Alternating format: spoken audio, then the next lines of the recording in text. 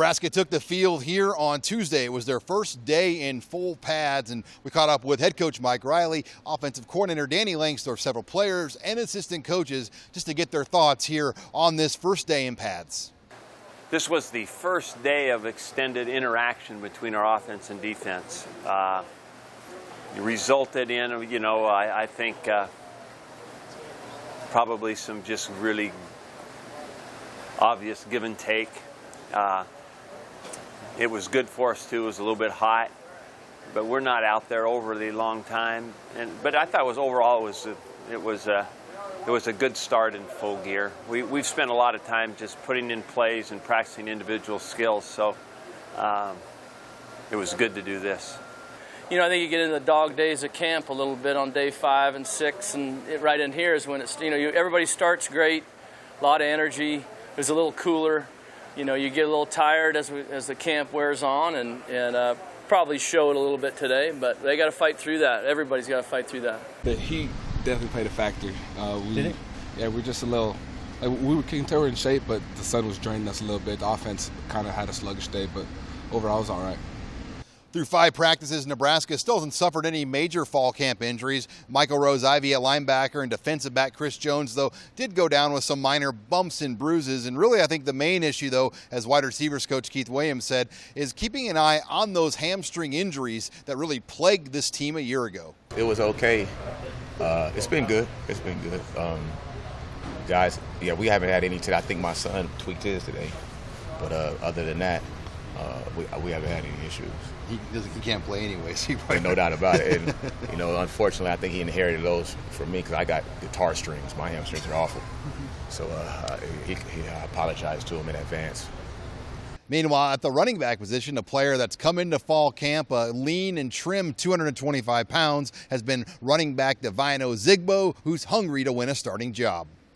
Just to have the best camp I can have, and just hopefully start a couple games. That's the goal. That should be the goal for everybody. So my goal is definitely to start at some point this season. Do you want to win that job outright, or is it kind of knowing that's going to be a committee? I mean, how do you approach the running back battle at this point? Definitely be the guy. However the coaches deem the guy to be, that's what I want to be. I want to be the featured back.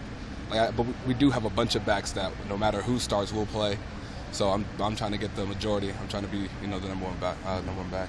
Moving over to the offensive line, Nebraska is working in several new faces that weren't starters a year ago, but there's a lot of promise with this group. And that really stood out, Gerald Foster said already, with the communication he's had on that left side with left tackle Nick Gates. Oh, it's there. It's easy. We don't even call out half the calls anymore.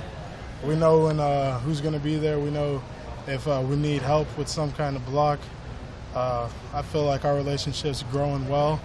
Spring was a great time for us, so it's really working for us. But really the key, I think, to this entire offensive line this year is at right tackle. David Neville, who's never played a significant down of football here at Nebraska, is penciled in to be that starter, and he really will be a key cog for offensive line coach Mike Cavanaugh. I mean, I think he's put the work in, preparation in the meeting rooms and definitely physically. They did all the drills that they were supposed to do all summer long.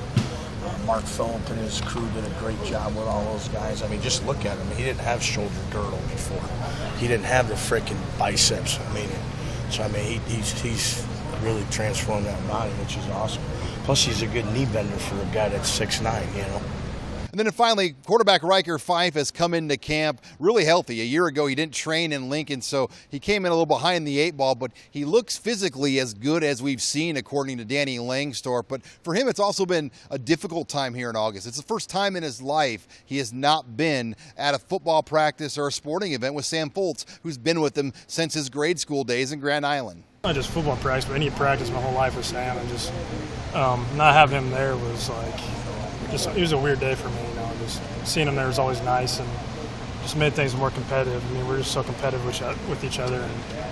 But it's as the days go on, it just kind of seems to get a little better, I guess. The Huskers went a little bit shorter here on Tuesday because of the heat. They'll come back again for another full padded practice on Wednesday. The next media availability will be on Thursday. Reporting with the Huskers here in Lincoln, I'm Sean Callahan for HuskerOnline.com.